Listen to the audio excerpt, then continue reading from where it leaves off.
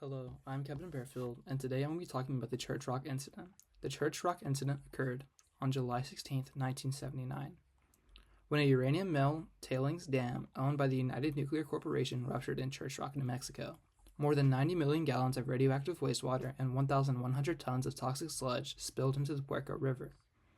The Puerco was a valuable water source used by many Navajo communities and families, and the livestock that lived there. The waste carried radioactive material and heavy metals downstream for nearly 100 miles, contaminating the soil, the water, and the grazing land. It remains the largest accidental release of radioactive material in U.S. history, yet it received minimal national attention and only limited cleanup or federal response. This was a devastating disaster, but unfortunately, it wasn't even the first nuclear-related incident that year. In March of 1979, the 3 Mile Island nuclear accident occurred in Pennsylvania. It was a partial reactor meltdown. It was serious, it was frightening, and it was immediately recognized as national news. Television networks reported it around the clock, politicians addressed the nation, emergency teams were mobilized to protect surrounding communities, and federal investigations began almost immediately. This response confirmed that the government understood the situation as an urgent threat to public health and safety. So where was that when the Navajo people were afflicted by national outrage? My argument is simple, but it's critical. The Navajo people were undermined and afflicted by environmental racism and systemic neglect, and the Church Rock disaster makes this truth undeniably clear.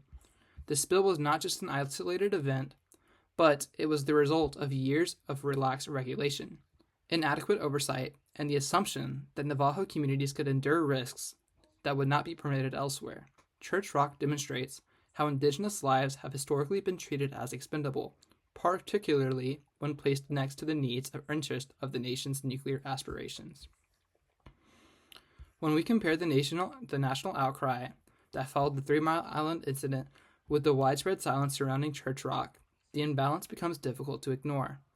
3 Mile Island sparked fear that stretched across newsrooms, state borders, and the U.S. political system.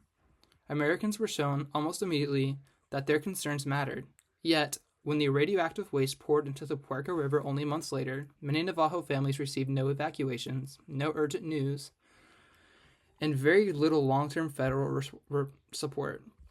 The difference in public response reveals a deeper pattern. Danger to white communities is framed as a national emergency, while danger to indigenous communities is often to be treated as peripheral or acceptable.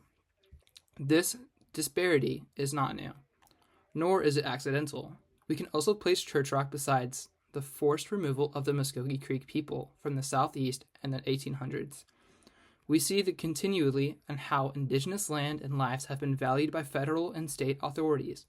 The Muskogee removal, driven by land hunger, expansion, and political power, rested on the belief that Native American presence was an obstacle to progress, something that could be displaced and make room for economic and territorial gain. More than a century later, uranium mining and milling on top of Navajo land followed the similar logic. Resources mattered more than the people living on top of them. The context was different, but the Muskogee were forced westward, while the Navajo were left to live beside contamination. But both stories reflect a recurring pattern of dispossession and disregard. In each case, the well-being of indigenous people was weighed against the perceived needs of the nation, and in each case, they were the ones asked to sacrifice. Church Rock is not an isolated failure. It is part of a longer history of which American progress has too often come at the expense of native lives, native homelands, and native futures. In a calm but unmistakable way, these comparisons reveal how uneven protection and concern were distributed. At Church Rock, the U.S. government and private industry operated with a level of risk and negligence that would not have been tolerated in a white suburban community.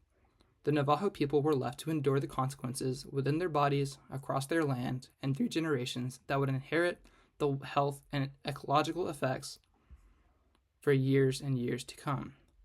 The difference in response between the two events shows how environmental harm becomes easier to ignore when it affects indigenous communities, rather than those with politically visible and public sympathy.